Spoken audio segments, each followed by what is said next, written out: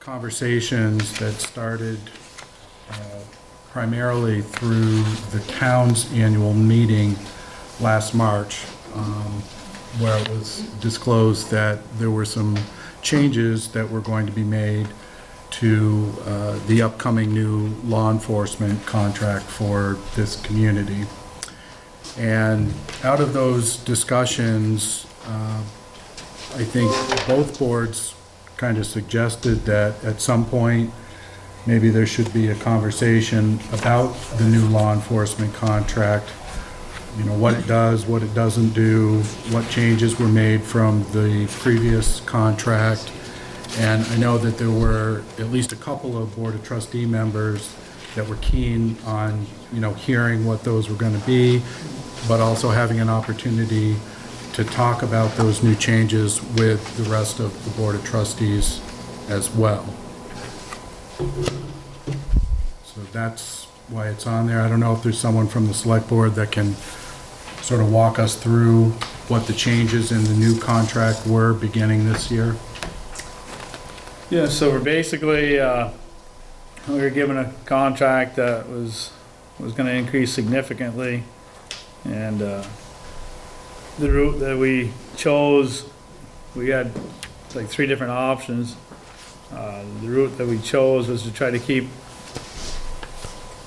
the bill basically about the same as where it had been, and possibly if that didn't work, we could go to the higher coverage. Sheriff Lonsbury had said that he could adjust that contract that way. We didn't want to go the full 7-day coverage and increase what, $20,000, It was a $30,000. 40% increase. It was increased by 40%. And that was just for year 1. Each year is going to significantly increase on top of that. So we chose to do the 5-day coverage. I think Richford did the similar thing, and we wanted to try that and see how that was going to work. And he was going to have flexibility on which days of the week they had coverage. If there happened to be certain days that they didn't have coverage and there was more need for them to be here, he was willing to adjust the times of the week. So I know the town hasn't seemed to have had that much call. I know the village has. But we need that communication to go forward with him if he has changed. I don't know if he has changed his routine or not. He's not on Zoom tonight, is he? No. And part of like the options, one of them was a reduced coverage. And that's the one we went with just because the increases were so high, and to you know, give them the benefit is that their costs had incurred so much just with salaries and insurance, and you, as you know, when you're at the whim of contracts and that are voted on by the public, right? So they basically, in order to sustain their program, they had to raise costs pretty significantly. And so we didn't think that 40% we could pass that on to the voters. It's the dollar figure is it would have gone up from 139 where we're at now to 191,000. And when the town has other needs, you know, when you look at the whole general fund, you know, that's probably close to 20% of the general fund. If you went to 190,000, so there's a lot of other needs in the town, and so we're hoping this avenue is going to be sufficient. If we have to go the fuller route, it's going to end up increasing the taxpayers' tax rates. What are you hearing in the village as far as like coverage? Are you hearing anything about the change in coverage? Well, we always get the usual complaints about speeding on side streets and in the summer loud motorcycles, cars, that kind of stuff. Right. But I think the days that were picked were a good choice. I guess I don't have any figures if there's an uptick in call volume or not. There is one option with the SROs, extra time in the summer months that could be utilized. I know you guys didn't know ahead of time because the budgets are already done, and I think going forward, that's still gonna be available if you wanted it just mainly for the village. I think that's probably where there's a lot of high volume needs, some certain nights of the week, wheels get spinning in here and Try days, too. days do. Not just nights. Yeah, kind of, in the village, fortunately, we're not talking about violent crimes here. It's more quality of life type issues. You know, a little bit of vandalism, but nothing major in that area. It's mostly just really poor behavior behind the wheel. And it's surprisingly all age groups. I mean, I think people want to center on teenagers, and there are definitely plenty of teenagers doing that. But it's not only teenagers, I can tell you. It's a 30-something game. Anecdotally, and older. I've seen people older than me doing some pretty wild things behind the wheel. Don't know why that seems acceptable, but some people apparently in this area they get behind the wheel and they just think they're in their living room or something and they get to do what they want, Right. which is unfortunate.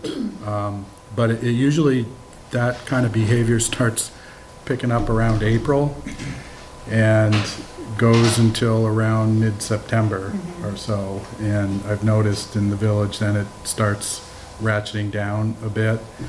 But that's kind of like when it's the loudest, when people are, really speeding crazy and squealing their tires all over the place between April and September. Have the flashing signs helped at all, you think? They seem to.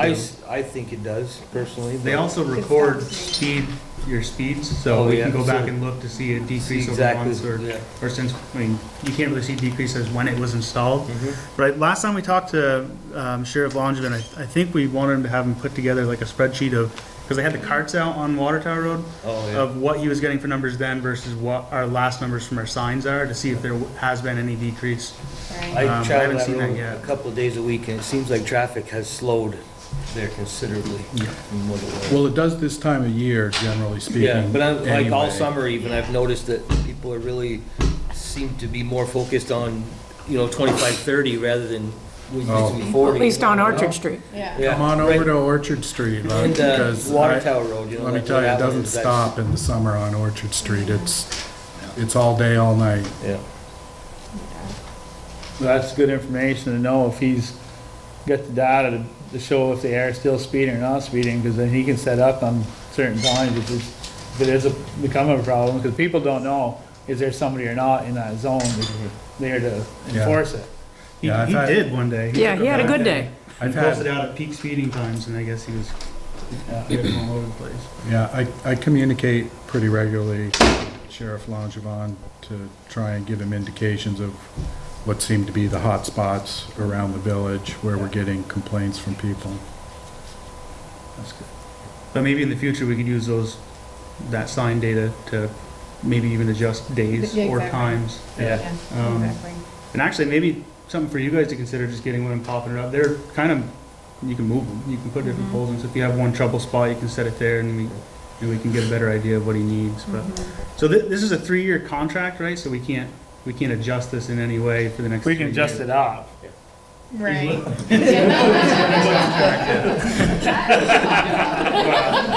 He does have the price for the SRO's summer, how much it would cost to cover that each year. But that's, basically you're looking at, either going 6 or 7 days, which would be another, huge increase.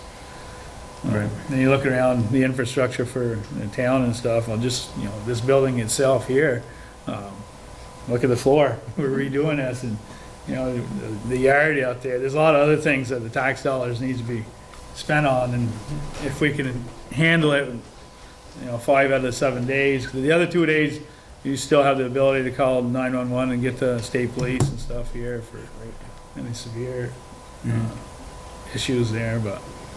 Well, they have the outpost here, right? I mean, that's got to be a bargaining chip of some sort in our favor, no? We use that to our advantage next time we, Right. try to argue a contract. Right. Yeah, I know we used that before on a previous sheriff. That'll work. It didn't work very well. They didn't mind that. At first, you don't succeed. But yeah, I agree, I mean, you know, there should be some revenue out of that. You're right. Well, I know for, what I'm thinking of right now is in 3 years, well, I guess less than that. Whenever the next contract gets negotiated, I think we should probably have a joint meeting before that time. For sure. Because it was kind of mid to late budget season. We're like, whoa, hey, I guess we kind of got to think about that, but. And maybe at that time too, we can have some data about call volume and time of days and Yep. and that stuff, and make a decision based on that too. Yeah, we're gonna be going up, you know, $8,000-9,000 each year at the 5-day coverage.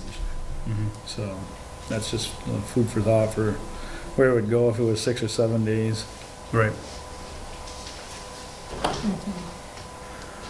They're having the same issues that, you know, the rest of the industry, you know, the drivers, you know, everybody has to pay the drivers more for trucking. It's the same there. They gotta pay more, you know, to compete with everything else, so unfortunately, the end users have to pay the bill at the end. Jim? I would jump off of that comment just to give you my opinion, and that is things have changed, and they're not going back. No.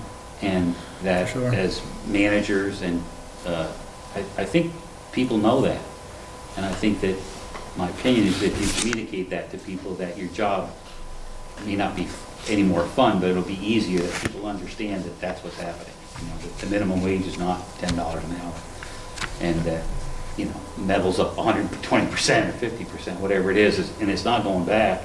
So I think to brace up for that and educate people and just let them know those are the things you're facing and be straight with it, I think it'll be a lot easier for you to do what you need to do, to provide the services that you need to provide, not to be so defensive, you know, because people come at you hard when you raise taxes and bills, but that's just the reality of what's going on now. And they should see it in their own, this is a situation where everybody sees it in their own home and sees it in their municipality, same thing.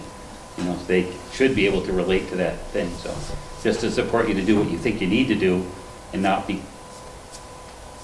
deal with where we are, which is things aren't what they were, and they're not going back. Certainly not to that level, I don't believe, unless there's a huge recession, right? Giant recession. Thank you. Thanks, Jim. Thank you.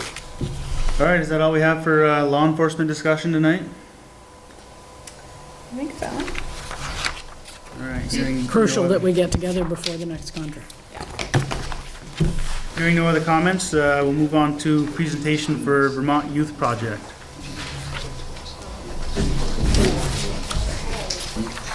That's where Enosburg is here to help participate with me in the presentation. And so Jesse said that he would share a slideshow for us. Or we can, if it's easier to, Heather, we can share the screen with you. Sorry, I'm tech dumb sometimes, so. Yeah, if I can drive, that would probably be the easiest, but either way. Yep.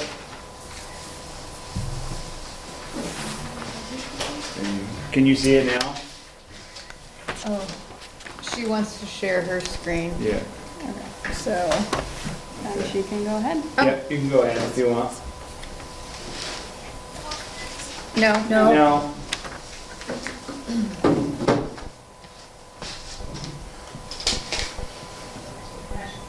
Nope. Nope.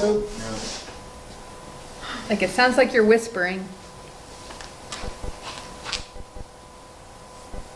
Nope, No. nothing. Worse. That's worse. Nope.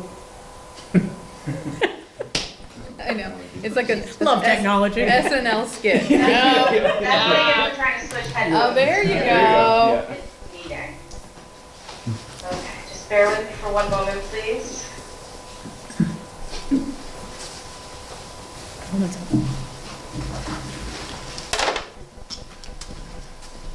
Sam, haven't been here for a while. There was discussion of moving the flashing speed things. Are they gonna move for winter, or would they stay where they are? I know they flipped from one side to the other. I think at our last meeting, we discussed their 90-day, so we usually keep them for like 90 days in one spot, and I think that it's coming up, if not, it has. Okay, Yeah. okay. Yeah, they should get moved probably within the next few weeks, Ellen, because it's been very close to, it's not quite 90, but it's real close to Got 90 it. days. You should keep it on Orchard, it does slow me down. It does slow me down. And I was like, whoa, I'm going 40. It is like a challenge. Make the We big can mask it all ball. out. Oh, cool. I think we're gonna budget for another one, I think. Rather than just keep flopping around. I think they're definitely up. So it's not enabled for me to share, If you go down Yeah, I mean, you can slap them by the town garage, most people do it. Wedding season, whatever. Yeah. And then, you know, Try now. Boston Forest, There we maybe go. drag strip. got it. Yeah. That'd be nice to have that. Yeah. Okay, wait. Stop share for a second, sorry about that.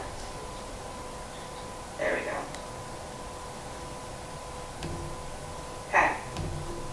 We're ready. There we go. Thank you so much.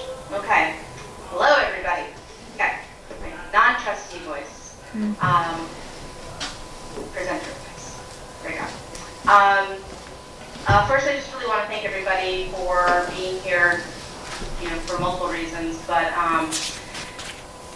really excited to be able to share this with everybody.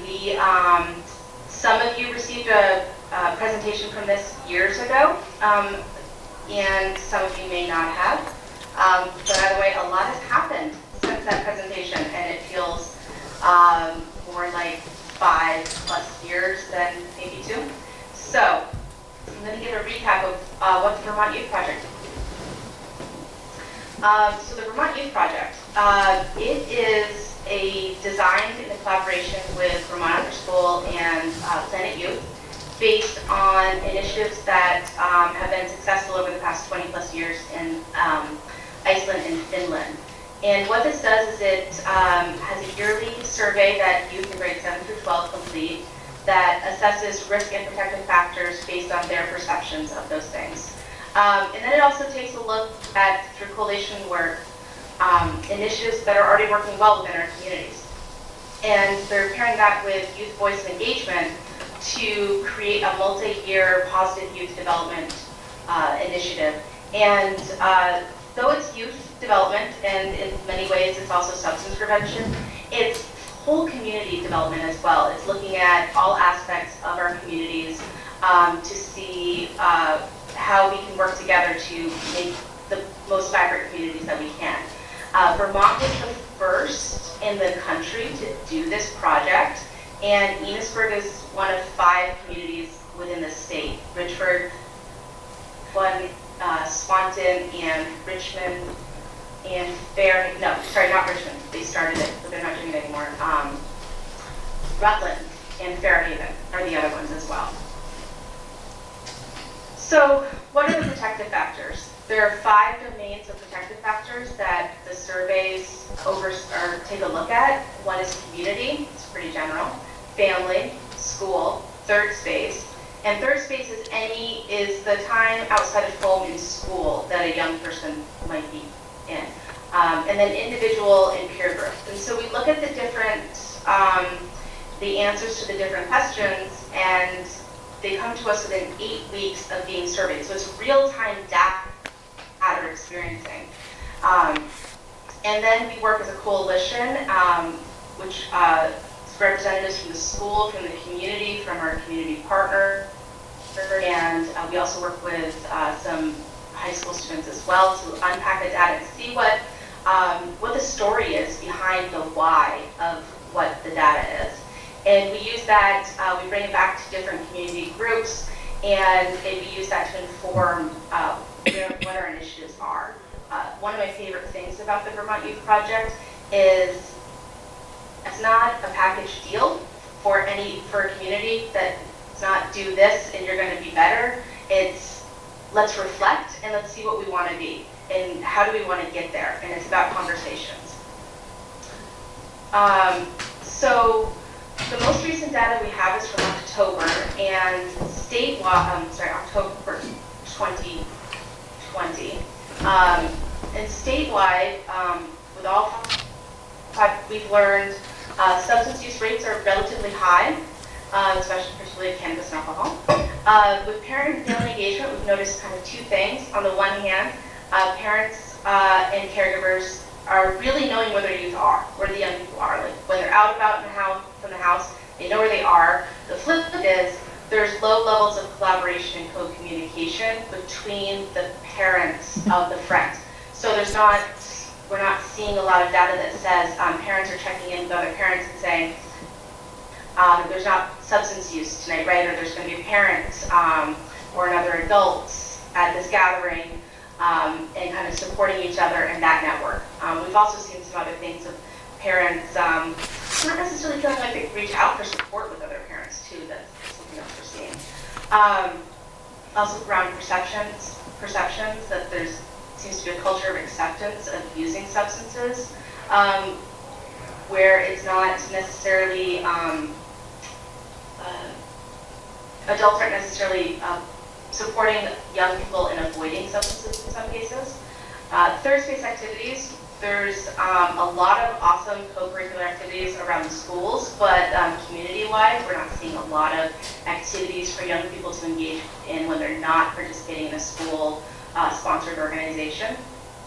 And then last year we did some survey questions on COVID-19, and it's not a surprise that it has in fact impacted youth mental health and well-being. So here's some survey results from last October, as I said, and I'll just give you a moment to kind of look at some of those. And here,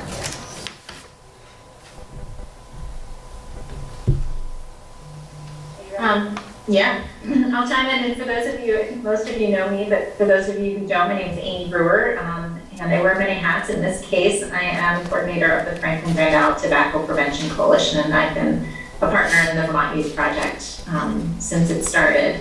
And this is a busy little chart, but I just want to walk you through some of the highlights. And the red and the green that you see are Amy-placed red and green. So just walk you through some of the highlights, and I'll start with the really cool news. And one, daily cigarette use is near zero. So that's kind of the fourth column there. You can see those green boxes with zeros in them. Those are the kiddos who are smoking cigarettes daily, and it's pretty successful that we've helped them to understand that very well. The second one is the number of students who have tried cigarettes. That's that first column, tried smoking, and that's decreasing in all those age groups. And it's broken down by 7, 8, 9, 10, and 11, 12 graders. So that's pretty exciting too. And then if you look at the middle column, ever tried e-cigarettes? E-cigarettes are a huge challenge for us right now, but in 2020, you can see those numbers are actually coming down, at least for the 7, 8, and 9, 10, which is great news. And then the last really cool success is for the 9th, 10th, and 11th, 12th graders. There's a drop in students who report being drunk in the past 30 days, and that's that final column on the bottom. You'll notice that for 7th to 8th graders, that actually bumped up a little bit. Some of the concerns that we see that you've reported to us is students who reported ever using alcohol. That's increasing, and that's the bottom left column there, ever used alcohol. You can see those numbers are increasing for 7th and 8th graders, and increasing quite a bit for the 11th and 12th graders. And just keep in mind that that's more than a third of our 7th and 8th graders have ever used alcohol, and 2/3 of our 11th and 12th graders have ever used alcohol. Ever been drunk, which is the next column over. That more than tripled for our 7th and 8th graders. That's a lot of 12 and 13-year-olds who've been drunk, which is interesting. If you look at alcohol use in the past 30 days, Again, the bottom right, the second column from the left, I'm sorry, second column from the right.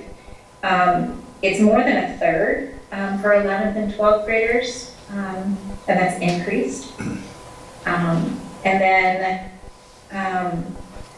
between 2019 and 2020, you see an increase of the 7th and 8th graders who have tried chew. Where's that one? So that's another red box. You can see it had been 0, and then bumped up to 5.6, which, keep in mind, chew is not very popular across the state, but it is in this region, and it's more popular than ever trying smoking. And it's more popular than daily e-cigarettes too. And then the last one I wanted to point out is that more than a quarter of our juniors and seniors are daily e-cigarette users. So even though that number ticked down just a little bit, you'll notice that it's still more than a quarter of our teens are using a nicotine-containing product on a daily basis. So it's a pretty high level of addiction. So those are, I wanted to point those out with you, to you specifically, that, if anybody has any questions, I'm happy to answer them. Otherwise, we'll keep going.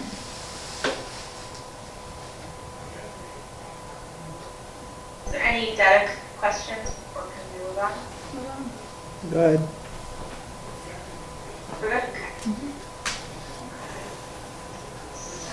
There are celebrations. As Amy said, substance use went down in some categories. For our region, lots of categories. So that's really exciting news. Students are reporting an increase in social supports. There's an increase in feeling safe in schools.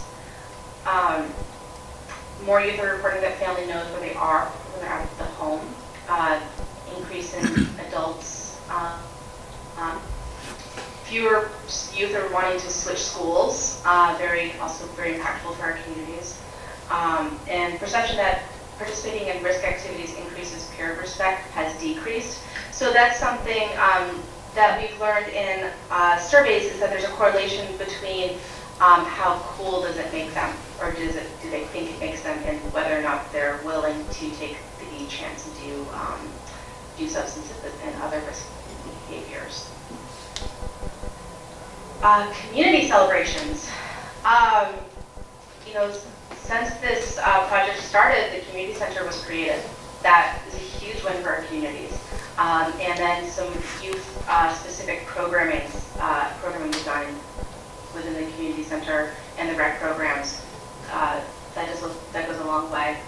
We've developed youth councils within the high schools, where we've sub-granted between Enosburg and Richford last year was $5,000, where it was youth design projects, and youth also did the projects as well. And this year we have another $5,000, so we'll be looking forward to more of those. Amy, do you want to talk about the mural project? Sure. We secured some United Way funding this summer to support a team of youth and adults to design and put up a mural. And it so happened that one was kind of in the works with a private landowner near the rail trail. So there's a team of students and 2 art teachers who are working together to design it, and they have the supplies, and then we line up. But it's their creation, and that increases ownership in their community, which is pretty cool. And similar for the garden project, an idea about gardening popped up, and we connected with the rec, Enosburg Community Rec, to think about ways that we can boost just the aesthetics and the ownership of the rec fields. And we've been talking with Copalo and working on creating what might be plantable in that space that would be, interesting, beautiful, and/or edible. So that's pretty exciting.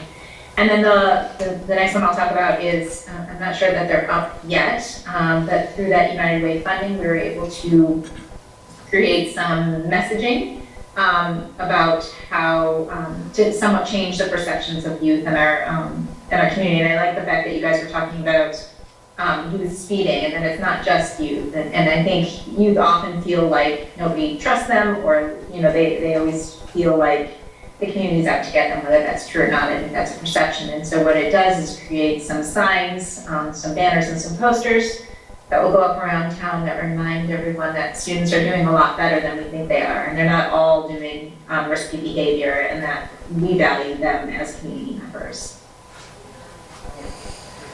Some other things is increase or sort of crack schools and awareness of how the policies hinder and support the youth development. And recently, again, Vermont Youth Project, Tobacco Prevention Coalition, and Enosburg Rec did a walk around the village from a young person's perspective to see like where might they want to go, and are there crosswalks to get where they want to be? Can they get there safely? Is it accessible to them?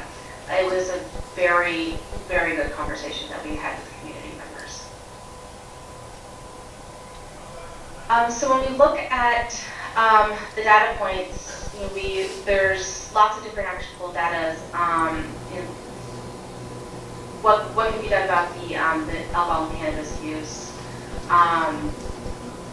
What about the correlation between substance use and perception of substance use and how normalized it is for them, young people? Approximately 40% of the people who took the survey stated they experienced loneliness. That's a pretty big number. And the survey was anonymous, the survey was voluntary, and we had approximately 90% participation in the survey. And that's pretty amazingly high number of individuals considering, you know, we were in a hybrid model back when we were doing the survey. And then youth are reporting that it's more difficult to connect with their parents for carrying more personal affairs and schoolwork. So what can be done about those? So what can, you know, as municipalities, you know, there's different angles of different stakeholders, but what can be done? Just trying to move my screen a little bit so I can read. There we go. Oh, Amy, you were going to say this. Yep. So I wanted to take this because, you know, we gave you data, we talked about the project, and you might be wondering why on earth are we bringing this to you, your municipal board, and may not see, you know, this is the realm of families and schools, but want to make sure that you understand that municipalities have a role in this as well.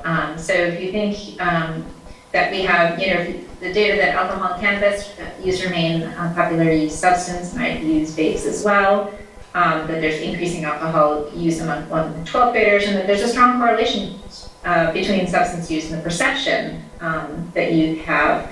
There are policies that a municipality can consider that help protect youth from those, and those are, you know, zoning and advertising policies, things that denormalize substances, you know, create buffers around school, consider, you know, where students walk to and from and how many ads or products they're being exposed to. All of those exposures increase youth perception that that's a very normal thing for them to use. And I think Enosburg Falls has been a model in smoke-free policies, very early adopters in creating smoke-free parks and then adding vape products to that. Those are policies that protect community members from exposure, but also help denormalize smoking in particular. So those really impact policies around zoning, advertising, and smoke-free policies really impact norms and messaging.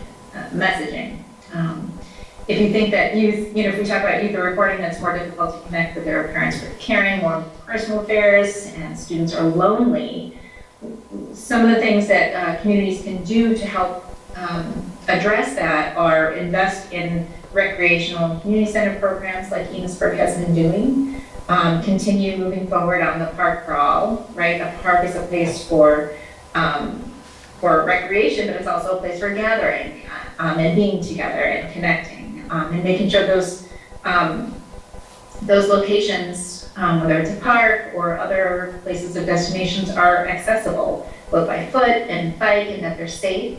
So a walkable community, much like Vital Village has been working on. And then also, and I know everyone wants to attract businesses, but there's also an eye towards attracting businesses that appeal to youth and adults, both as destinations, but also as potential options for teens to become employed there. So kind of when working on policies or projects, make sure that we're using the lens of the whole community. It is very easy for me to think about what I do when I go about town. It was a unique experience for me to put my youth hat on, which hasn't been on for quite some time, and to walk around town and think about, if I were youth, I might go here and I might go here, and this is what I might see, and this is how I might walk with my friends. So keeping those things in mind as you make policy is really important.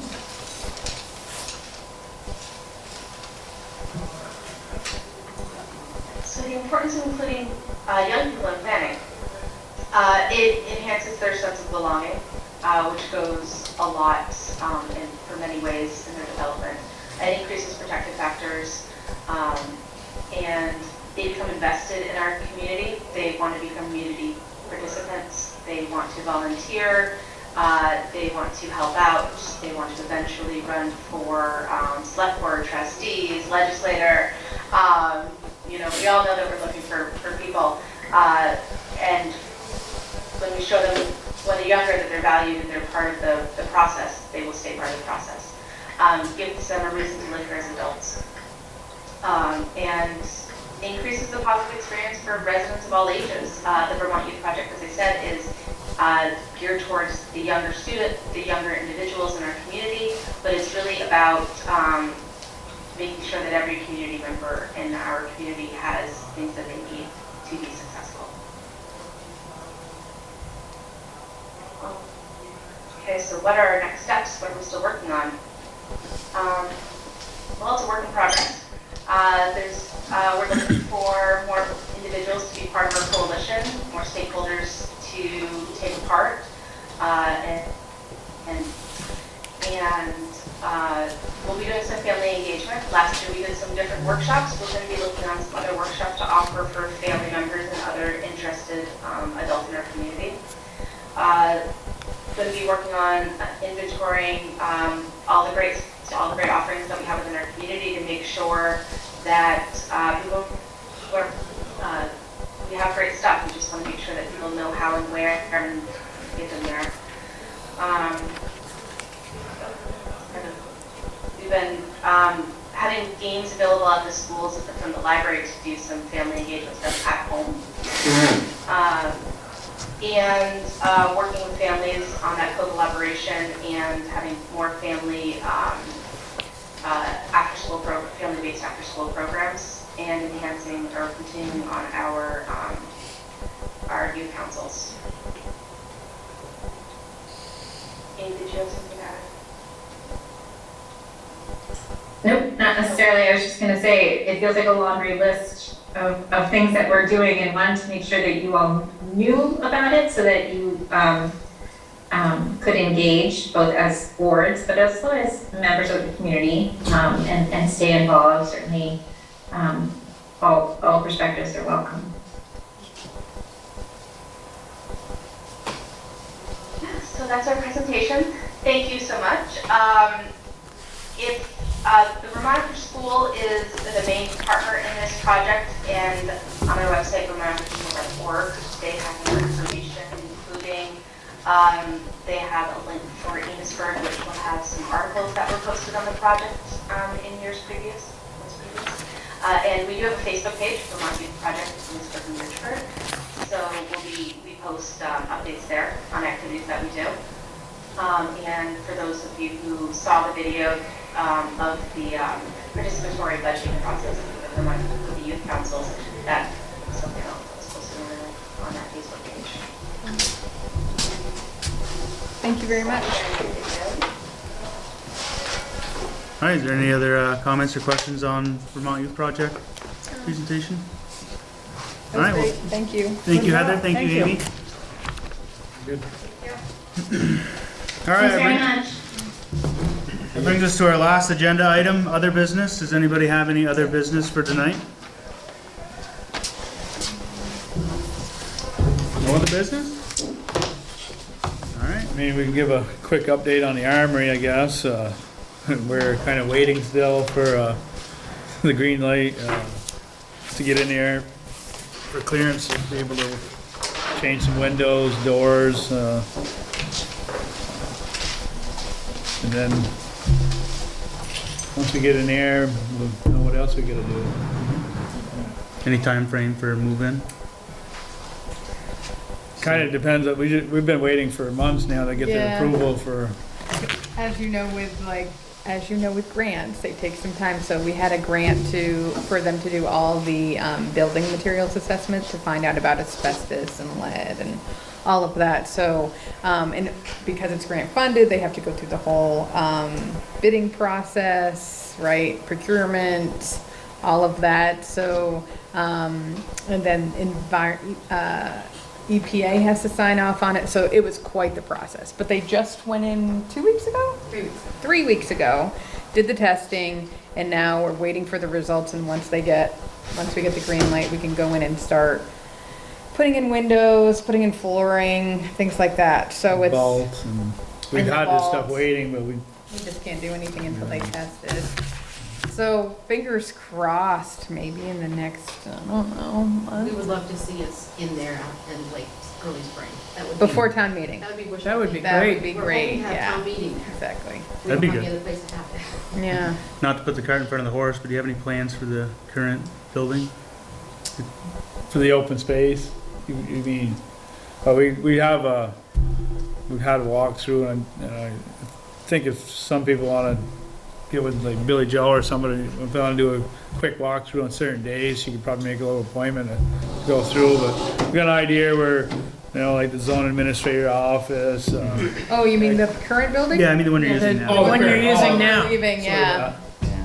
no, we need to get into the other one before we decide on, and we'll probably have a couple options opposed to the voters. That's why we'd like to get in there before town meeting, so all this So stuff we we can can talk about it then. Talk about put in it. front of them. So, yeah.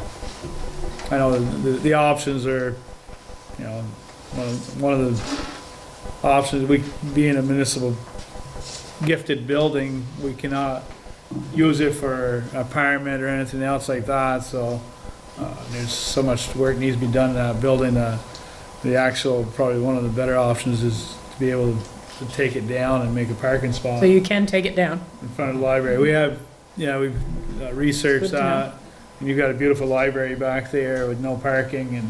Make lot a of great uses. municipal parking lot. Yeah, so.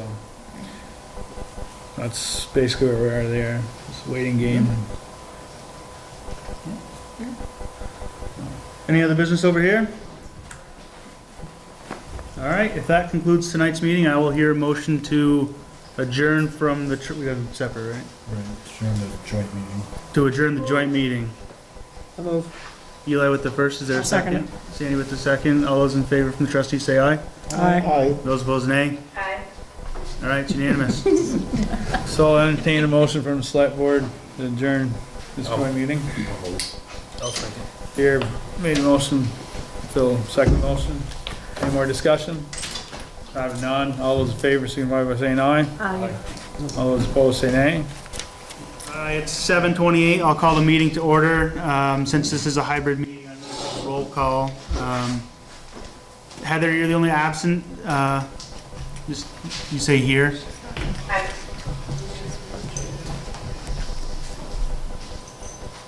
Here. Ah, there you go. All right, so there's Heather. All the rest of the board members are here. First item on the agenda is modifications or changes. Recording stopped. You can still record this one. You want to record this Yeah, too? we usually record them. Okay. Oh, you do? Yep. Okay, sorry. No, not a problem. You must record them to the cloud, is that what you do? Okay. Yeah. So, the first one we recorded on my PC, Abby, so. Yeah, just send me a copy, that's fine. Also, if there's any comments that pop up, feel free to holler at me. Yeah. All right, Recording modifications. in progress. Modifications and changes to the agenda. Hearing none, we'll move on to public comment. Is there anybody here from the public tonight that wishes to speak? Seeing no hands raised, I will move on to review and approval for the minutes, November 9th, 2021. If everyone had a chance to look those over and didn't find any errors or omissions, I'll hear a motion to accept them. I move we accept. Sandy with the first, or second? Eli with the second. All those in favor say aye. Aye. Aye. Aye. Those opposed, nay. All right, that's unanimous. Up next, Pearly Block BCDP grant application status report with Tim Smith, Executive Director of FCID. FCIDC. Evening, Tim. Am I good here, Sam, or want me to go? I think you're good there. We can all hear you. Good. Thanks for having me. I think, Jonathan, did you share that statement in the packet? I did. Okay. So, as you know, FCIDC came before this board to ask them to be the applicant for a community development block grant to the Agency of Commerce and Community Development. And we submitted the application, and through the conversation with the Agency of Commerce and Community Development, they had suggested that we withdraw the application until the springtime or early summer. And the reason for that was the administration has chosen to have housing as a primary focus for the CDBG grant based on discussions and the impacts of COVID. So all the applications that they get in, they're looking at only awarding those applications that have a net new gain for housing units, not a refurbishment, but a net gain.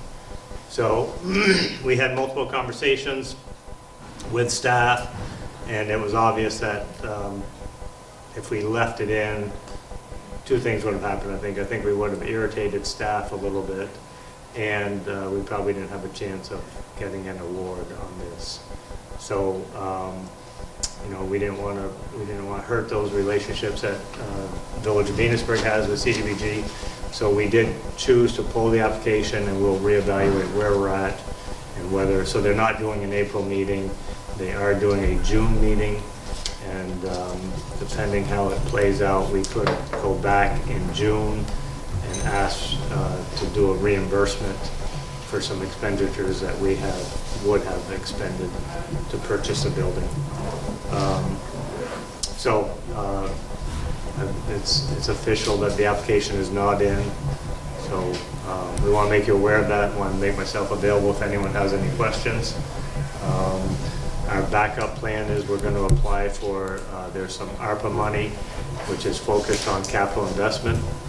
And so we will be applying for that for a similar amount of money in hopes that we get awarded those funds as well. Was there any fines associated with that early termination? No. Okay. Are you guys going to change your application next year to more suit the needs? Well, I would say that we were surprised that childcare is not a priority based on other COVID activity. Mm-hmm. So things may change. Keep in mind, they only had to award this session $1.5 million. So they've had multiple applications. 1.5 doesn't go very far. We were only asking for 500,000. But if housing's the priority. So I don't think we would change it. We were happy with the application. Other parties thought it was an excellent application. So I think we would still continue. If, once again, we got to flesh out the eligibility.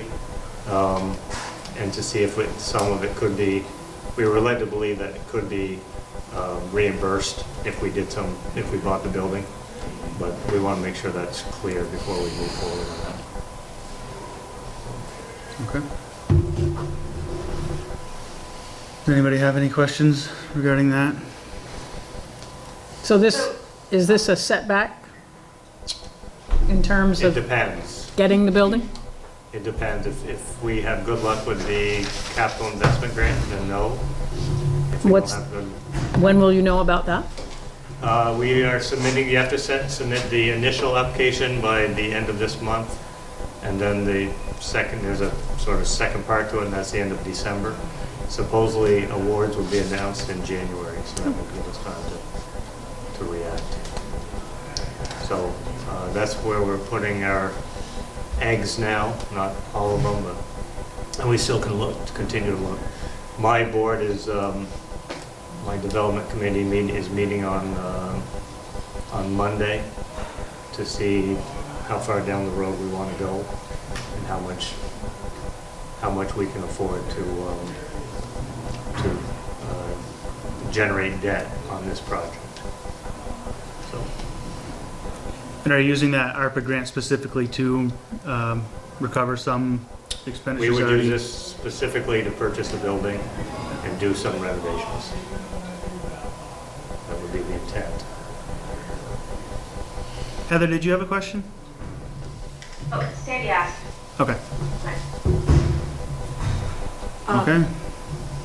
Is it a dramatically different application, like to change to apply for something different, or it's pretty much you have all the information ready to go? We pretty much have everything Okay. ready to go. So Yeah. it's not a huge amount of legwork to apply for the different thing? Oh, no, it'll be a lot of the same questions. Okay. The key to the capital investment grant, the wording is, it has to be a transformative project, of which we feel this is for the eastern part of the county for sure. So we're confident on that. Of course, everyone has different definitions of transformative, but we feel, based on other conversations, that it checks a lot of boxes: downtown renovation, or downtown development, childcare, housing, economic development, rural areas. So we are confident that we'll have. And that fund, just so people know, that capital investment fund is $10.5 million, and you can apply up to, I think, 1.5 million. But we will only be applying to 600,000. If you were successful with ARPA, would you still apply with community development? I don't think so. I mean, we could, but between this and capital or tax credits, historic tax credits, we think we would be sitting pretty well. All right, well, hopefully we hear from you with the result on that. Yeah, we'll keep you informed, we'll keep John informed as to the timeline and the how we make out on the capital investment piece of it. Okay, well, thank you, Tim. Thank you for your time. Thank you. Appreciate it. Thanks, Tim.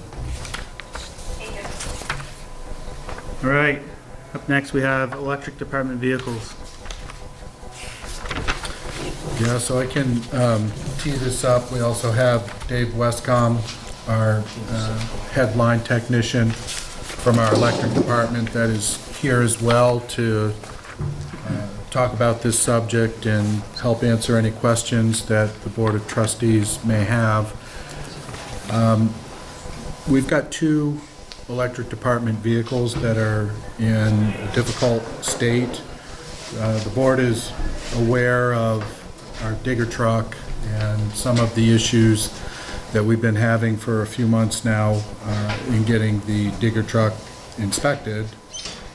We think we are close now with the digger truck, but we're still waiting for the inspection company, which is called American Testing, to decide whether, given the work that we have done to the truck over the past couple of months, whether they will accept photographic documentation of that work being completed and therefore authorize us an inspection for the vehicle, or whether they are going to need to have an actual inspector physically come up and re-examine the vehicle again.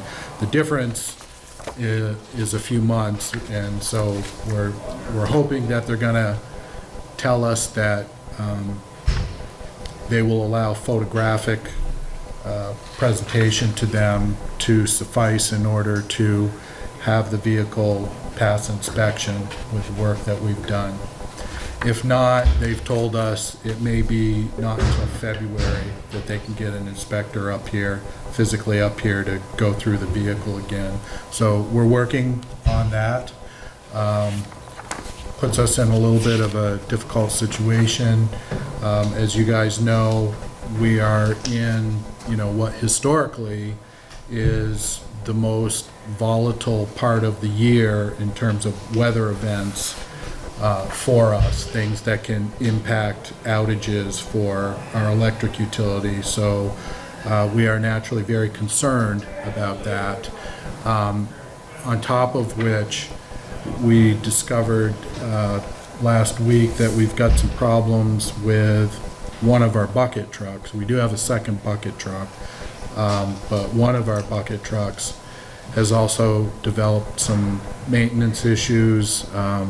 There were some hoses that blew.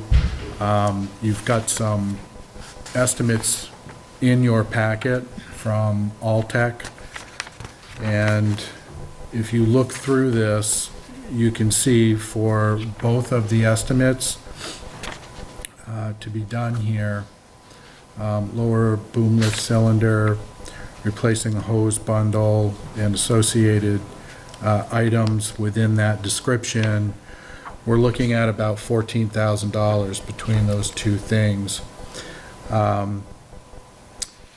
Dave and I have a little bit of heartburn about this, because if we do run into a bad situation, with outages, if we have a bad weather event come in and we get hit hard with outages, we really need 2 bucket trucks. We might be able to get by without the digger. We might be able to get one from someone else, another electric utility nearby that could give us some mutual aid, but we really need both bucket trucks. Dave is here to help answer questions and give some testimony to, anything you want to ask him about this, but what we would like to ask from the board, given this is not in the budget, we were not expecting these repairs to occur on this bucket truck. We are asking permission from the board to move forward with getting the truck repaired through Alltech as quickly as possible. Dave, what was the estimated completion date from Alltech? Do you recall? That has a couple of things that bear on that. The hydraulic cylinder that needs repairing, they have that in stock. If we were to order that and have a local truck garage install that for us, that time frame could be as little as 2 to 3 weeks from the time we order the cylinder, depending on how quick a truck garage, say Valancourt's, could install that for us. The hoses, the bundle of hoses, that will still be early to mid-January if we ordered them right off and had the Alltech tech come up and install them, and then he has to do some testing on it afterwards. So we're talking about a month, essentially. Easily, for the entire thing to be done, easily until the middle of January before the entire thing is repaired. So longer than a month, about Yep. possibly 6 weeks. Yep. Okay. So it's a little troubling because of, the length of time that it would do to even get the truck back, even if you guys approve moving forward with these repairs this evening. And so in addition to this, we would also like permission from the board to investigate the possibility of renting another bucket truck. Dave thinks he may know some outfits that have a bucket truck available that we could, rent for 4 or 5 weeks to at least get us through this period through the end of December. And then if we can get our own truck back on the repairs, we should be fine after that. But we're kind of right in the middle of what historically is, our stormy season. Usually between the end of October and the end of December is when we get our worst weather patterns through this area. So we're in that period right now, and we may get lucky, and maybe we won't have anything that is, particularly damaging to the system, but I don't want to count on that. I would much rather be prepared for a bad storm if it does hit us, quickly and unexpectedly. I feel like even if the money's not in the budget, you gotta have it, you gotta have Yeah, it. I mean, lives could be lost Gotta if, do it. the outages were bad enough and you couldn't get to them, and it's rather important. Yeah, well, that's our feeling. We're glad to hear that you have similar feelings. Dave, is there anything else you want to add? I did on the digger truck, talk with Megan Rinstead, who's their contact for us. As far as inspecting that truck, the things we needed to repair have been repaired. The dielectric test has been performed as documented. Valancourts have repaired the cylinder. We've got the documentation for that. They don't need to test that specifically. We can have them come up next year and retest the truck again like we have every year. But as far as liability, as long as we keep the documentation that those repairs were done and done correctly, we don't have that liability on that truck as far as that. So that may be finished right now. Okay, well, why don't you and I have a side conversation tomorrow about that and figure out the details of, what, if anything, we need from Alltech at this point. On the Alltech truck, the cylinder itself, that price you had in the quotes on that, if we have them ship the cylinder to us and have a local garage repair it, should be lower than having the Alltech technician come up and install it. So that would be the most that number would be if the Alltech tech came up and repaired it. It would probably be lower than that if we just order the cylinder and put it in either ourselves or a garage. Put it in. Pays to shop at home.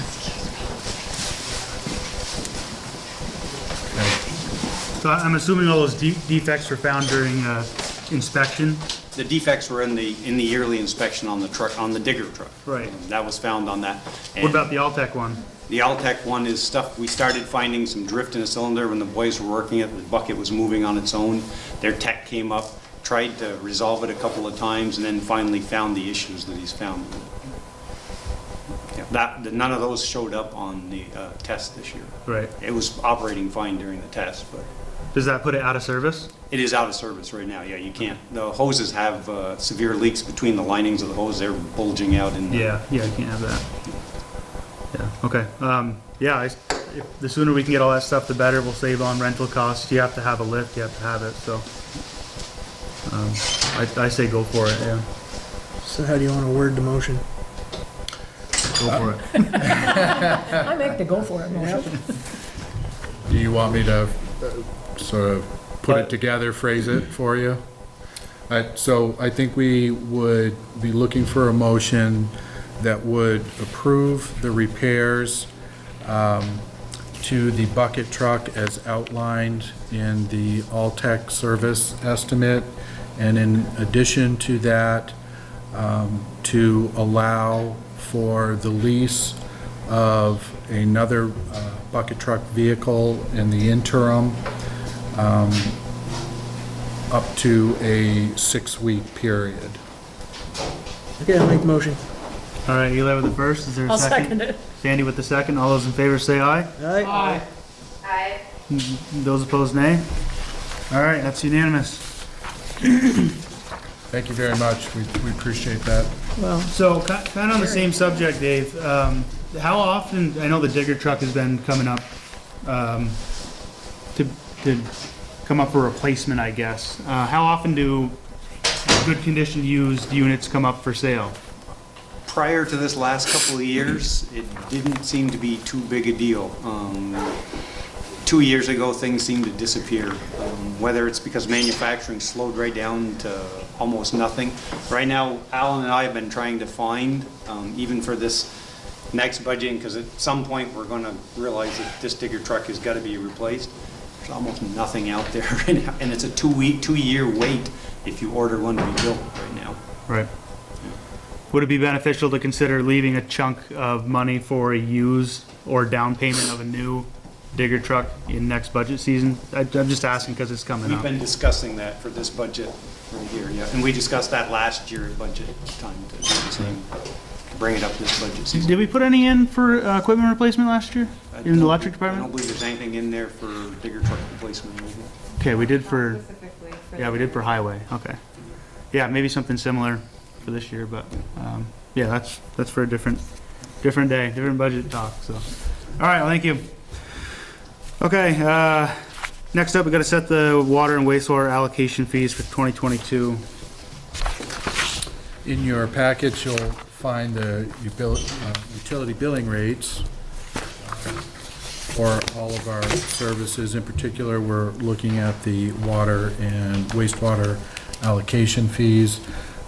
This is something we do every year about this time. The board needs to set what the new rate will be for the upcoming year on the allocation fees. So this is just the allocation fees. It's not the rate for the entire service of these specific utilities. We'll discuss that more when we get into budget talks, but this is just the allocation fees. What is an allocation fee? So an allocation fee is a one-time fee that is paid for either one of these water or wastewater service when you have someone come in and is either new to the system or they are increasing their usage on an existing building. So, for example, if someone builds a new house somewhere, you know, in our service territory for either water or wastewater, there is a one-time fee associated with that. In the case of a single-family home, that's one unit. Doesn't matter how many people you have actually living in the home. If it's a single-family home, it's one unit. So you would be charged one allocation fee for the water service, one allocation fee for the wastewater service. Okay. Right, so we haven't increased these in a long time. The last time we increased the wastewater allocation fee, I believe, was in 2012, so it's been 9 years. It's currently $2,997, and that's what it's been for the last 9 years. Water allocation fees also have not been increased in an even longer period of time. It's been a couple decades, I think, since water has been increased, and that's at $500. Staff is recommending leaving the allocation fees for both services at the current amounts. Seems to be a reasonable amount. We feel that we can get through the coming year without having to do an increase in those allocation fees. So staff's recommendation is to leave them at the 2021 rates. Well, and that certainly might help if we have, I was thinking not necessarily of residential, but of commercial. If we have the great stroke of luck that maybe we might have some new businesses that might want to open up and operate, it would be good if, you know, we left them where they are for the moment rather than kind of literally scaring the bejesus out of everybody. Yeah. How do ours compare with communities of the same size and scope? Well, it's been a while since we've really done comparisons with our rates. By a while, I mean probably 5 or 6 years since we've looked at other utilities rates in comparison to our water and wastewater. But the last time we did, and keep in mind, we haven't increased ours, so this would probably only be better, not worse. But the last time we did, our water rates and structures were very low. We were well below average in the state. Our wastewater rates were a little bit high, not like super high, but they were a little bit higher than average. This was, you know, as I said, I think about 5 or 6 years ago, the last time we did a comparison on what our water and wastewater rate structures look like. So that, you know, wastewater may look a little better now, 5 or 6 years later. I'm assuming at least some of our fellow municipalities' wastewater utility services have gone up some. Ours haven't. Ours have stayed the same over that period. Those two accounts typically do pretty well. Wastewater, it does very well. I mean, water is in a good position, but depending on any major repairs of the wells or anything Right. coming up, we have to factor. But overall, both of those accounts are in relatively good standing. Yep. We have some big wastewater projects in the future too, so good to have a little bit of money in the bank. So if everyone agrees, I'll hear a motion to maintain the current water and wastewater allocation rates. I move we keep the current rate. Sandy with the first, is there a second? I'll second. Heather with the second. All those in favor say aye. Aye. Those opposed, nay. Aye. All right. It's unanimous. Up next, minute report. Thank you, Sam. First thing, if you've not noticed yet, we do have a new restaurant in town. Garcia's Bistro has opened on Main Street at the former 242 Texas Barbecue location. Stopped in last Tuesday to introduce myself to the owners and have some lunch. Had a very good meal there, could recommend it to folks.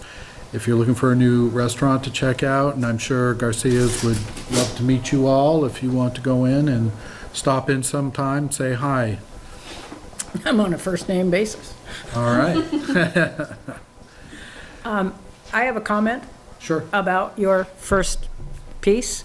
I want to thank you for going to Garcia's Bistro and introducing yourself. And I think that's great, and thank you. Sure. Well, thank you, Sandy. I tried to do I think that. that, you know, those things are really important. And sometimes I think maybe we don't think about it, but from their side of the table, whether it's Francie and her family or somebody else, it's a big deal. You know, I mean, it really is a big deal to make them feel like, wow, you know, it's like this guy runs the village, we'll just say it this way, because those could be their thoughts. And he came in for lunch and introduced himself and seems to be happy that we're here, and that would have made me feel pretty damn good. So, Yeah, anyway, well, that's just me. part of the job. But thank you for. I'll be quiet now. Thank you for saying that. On another front, just to add, Flower Bakery should be opening up shortly too. Shortly? Good. They should be everything, I can hear them working, they've been working on the floors and sanding the floors. I know she had talked about she wanted to be in this week, of course, with Thanksgiving, but I don't think it's gonna be very long. She had some hurdles there, and we worked through them and figured out some stuff, and we, you know, I think she's on the good path now. So. Wonderful. We need all the help we can get in that big, long stretch of street. Thanks for the update. Yeah. Appreciate that, Jesse. Next item, I know you will not be happy about this. I wasn't totally happy about it either, but sometimes part of my job, I am the deliverer of bad news. And unfortunately, I have now received an answer from Jim Coda at District 8 V-Trans regarding the Board of Trustees' request for V-Trans to put up no loitering signs at the park and ride facility on Pearl Street. So Jim has informed me that V-Trans' decision on this, and you gotta remember, this isn't coming from Jim, this is coming from his superiors down in Montpelier. But they have told Jim that the answer is that V-Trans would not be putting the signs up at this time. Did they give us a why? Not really. He sent me an email just saying, you know, basically that V-Trans' decision on this issue is we will not be putting signs up at this time. He sent me a link to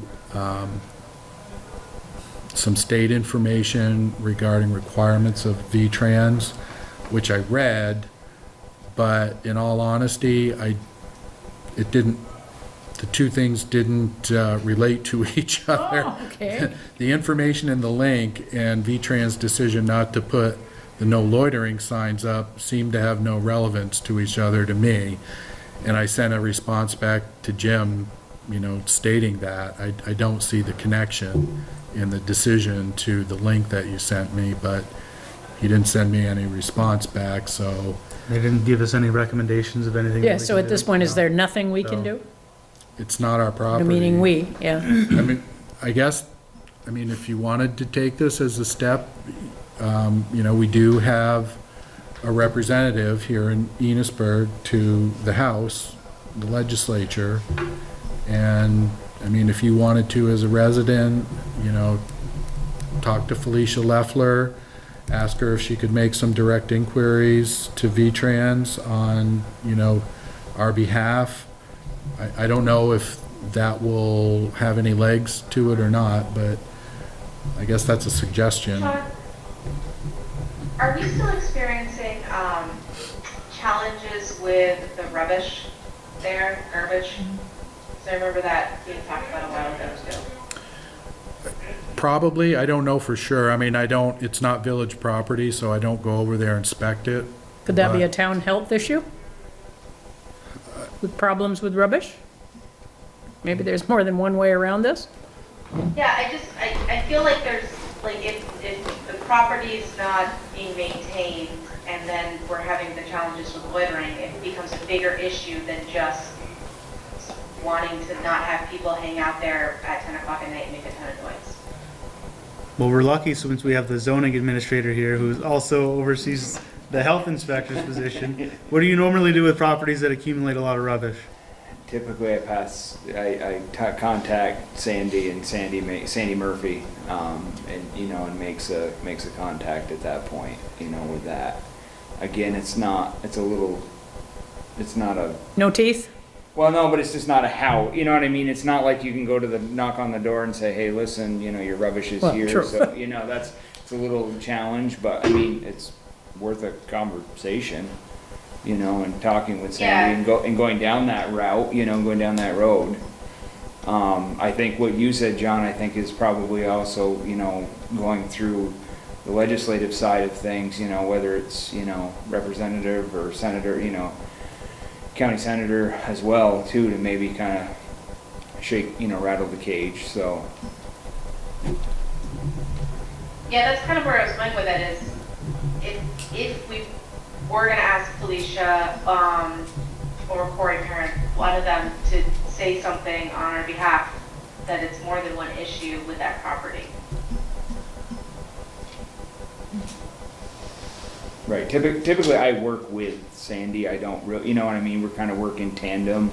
You know, usually where I lie is, you know, unregistered vehicles and, you know, obviously building and stuff, you know, and then if there is somebody who calls me, I just pass them over. Yeah, to because, Sandy, I mean, rubbish could attract rats, which Right. could automatically become a health issue. Right. Yeah, we have some other avenues we can go down, I guess, if things get super bad. Helen? We have V-Trans. Has anyone ever tried to go in there and like talk to our V-Trans and not? That's like, actually, yeah, that's how I got it. Would they stop and pick up the trash every other week? Like, Well, this is their boss, Jim Coda. Yeah. He manages District 8. yeah, I So- don't know.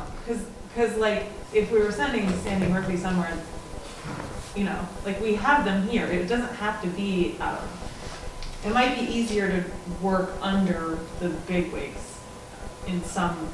at least in regard to trash. They must drive by there, you know, I mean, they're right here. With loitering is a different story, I think. Right. Because they're not gonna enforce loitering, but they can pick up the trash.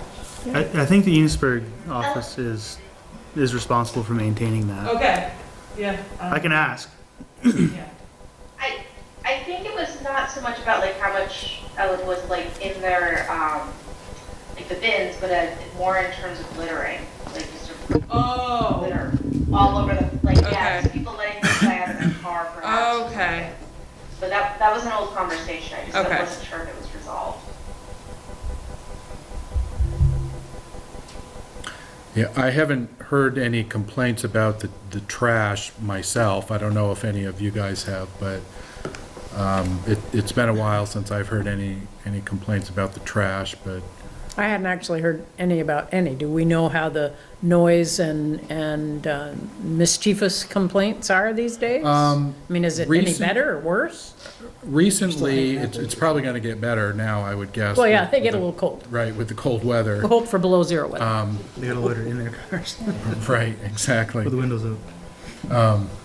You know, sort of like the speeding and, bad behavior behind the wheel type issue. It tends to be worse in the warmer weather, and then when it gets colder, it sort of simmers off and goes away for a while. Or maybe I by haven't spring they'll heard- change their mind. Yeah, most likely. I mean, Yeah. it's a And if it's a pattern. possibility, I mean, the state, maybe they'll change their mind by spring and decide that they Yeah. want to do our signs. What Yeah, if we approached it that we put up the signs for them? Right, they just said V-Trans won't. Right. Right. Who says Yeah. I mean, I wouldn't Well, imagine our it- signs would have any authority there, but. yeah, I mean, you'd have to ask permission. Right, if they and gave us, then- like, but then okay, you- we're you know, not it gonna do is- it, but you can do it. Okay, good. Yeah. And we'll do it. Yeah, I mean, you could try it. I just, the post hole digger. I'd be a little leery because you don't want to set that precedence either of, using village funds, village taxpayer funds to support state-owned property. It is a little bit of a slippery slope you got to think about. It's state property. They're supposed to be taking care of it. I think for right now, maybe we can just get a better idea of why they rejected our It would be request good and- to know. I mean, they may have a very valid reason that we will just go, oh, Lord, no wonder. Right, or maybe ask them for any suggested actions and kind of go from there. I don't know if you still have contact with Jim Coda, but I think it'd be a good idea to get a little Yeah, more I can information. try and reach him again. I can follow up with this. I did sort of, as I said, sent it back an email saying I don't really see the correlation between the link and V-Trans response, but he didn't respond to me on that question. But I can send him another one and just say, hey, we do actually want, an explanation on this because I don't understand the answer given the link that you sent to me. And think to that's a try good and idea. push them a little bit more. Okay. Okay. Could we put the sign on village property right next to the state property? Well, no, if it's pertaining to the state, we can't make laws for state property. They have to be the ones that, put the sign there or give the village permission to put the sign there. It's And not there's our no property. enforcement without the signs, correct? Well, that's what that's how this whole thing started, was the sheriff's department told us that they could not do anything about the complaints that they were receiving from the neighbors across the street regarding, kids hanging out there, being loud, Can we get copies of the complaints to attach to the email and say, hey, here's what's going on? I don't know. We'd have to talk to the sheriff's Do we know if the department. sheriff ever spoke with the state or emailed the state? I You know, don't with his- know. All I know is, remember, he came back to us and said he cannot do anything about these complaints without the state putting up a no loitering sign. And then that gives law enforcement then the ability to enforce no loitering on the property. But he felt that the village making the request as opposed to the sheriff's department making the request would carry a lot more weight because it's within the village boundaries. So if the Board of Trustees, the legislative body for the municipality, made the request to the state, that would probably carry a lot more weight than Sheriff Langevin. So that's what we tried. That's how we got to this point. And now that was back in June, I think, when we put that letter into the state, and now we're in the end of November. And we finally gotten an answer from They're them. right on time. Right. With all those issues, can anyone picture these signs in any other park and ride? Has anyone ever seen one anywhere else? Does anybody else have one? With Park all and- those I never go to a huge park and ride. problems with the Yeah. drugs at the St. Albans Park and Ride, do they have something? Do not loiter here, I'll drive through there next time and see. Because I wonder if it's a policy that everybody can't have one of these signs? It would be Or interesting some to can and know some can't? what the sheriff or the state police was enforcing when there were all those problems. at anything off. Really good question, Ellen. Yeah. It makes you wonder, like, the definition of loitering, because some people just sit in their car for a long time Yep. waiting for their Somebody ride. Yeah. I'll try to Good remember question. to drive through there and see what happens. And picture signs there. Okay. Are we? Yeah. Set with no loitering? Okay. Next, I wanted to give an update to the Board of Trustees on property tax delinquencies for 2021. As the board is aware, 2021 property taxes were due to the village by 4 p.m. on November 15th. The delinquencies have been turned over to Andy Bolio, delinquent tax collector for the village of Enosburg Falls, and those delinquencies were in the amount of $43,656.46. Comparatively, we did, I think, very well this year in delinquencies. Last year's delinquencies were $54,742.11.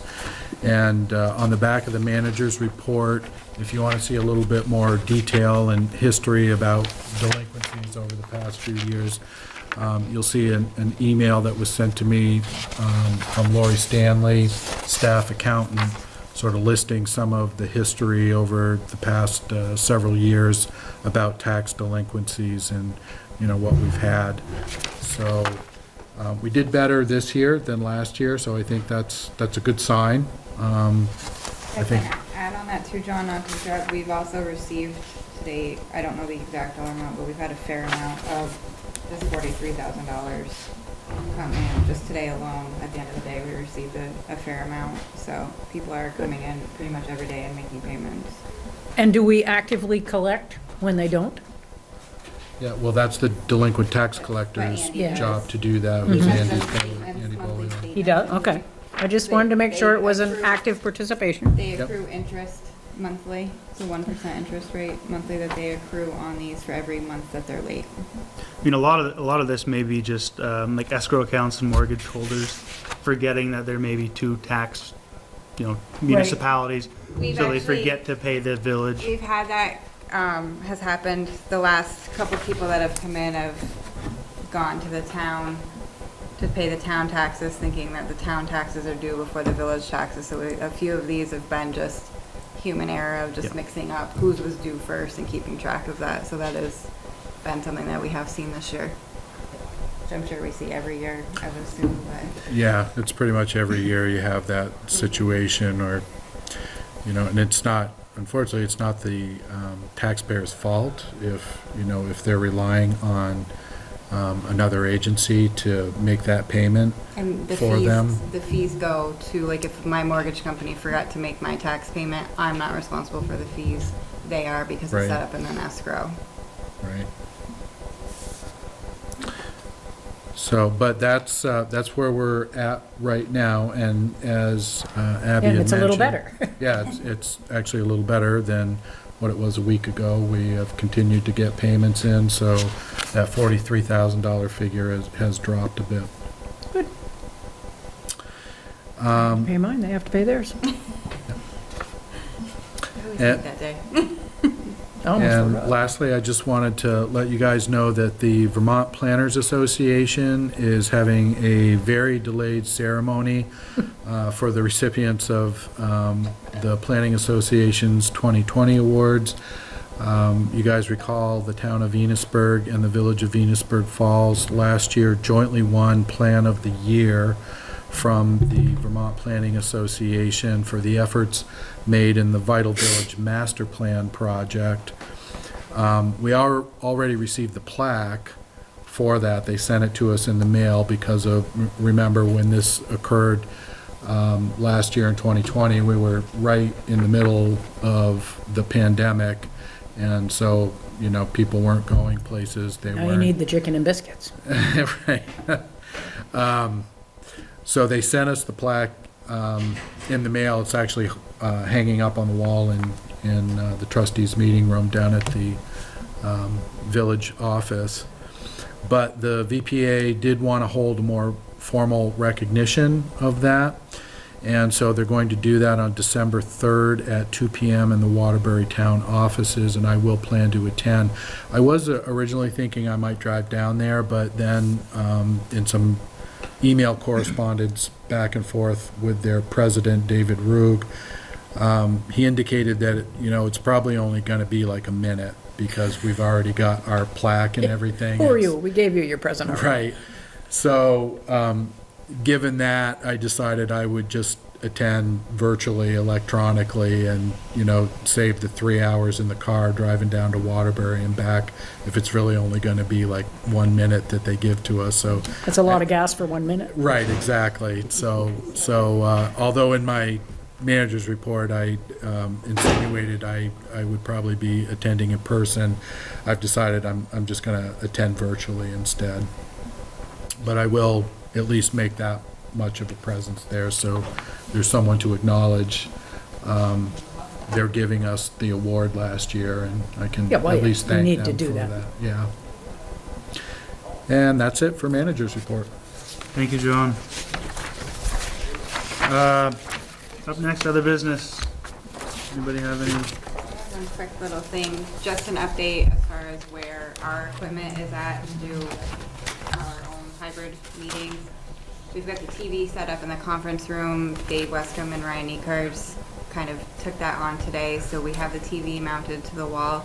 The only thing at this point that we're waiting for is the owl to come in and the laptop, so I'm fingers crossed that for our next December meeting, we'll have all of our own equipment and not relying on BEPSA. But the owl was also supposed to be here 2 weeks ago, so hopefully Must have flown in another direction. Hopefully we'll see that come in soon, but so we should be I fingers heard about crossed. the weather. Yeah, we saw the snow in the forecast. But, so our TV is up. We did do that today, so it's look a little different when you guys are in the conference room next time. Perfect. Any other business? Hearing none, I will have a motion to enter into executive session for a personnel matter and for the purpose of discussing negotiations in which premature public knowledge may compromise the position of the municipality.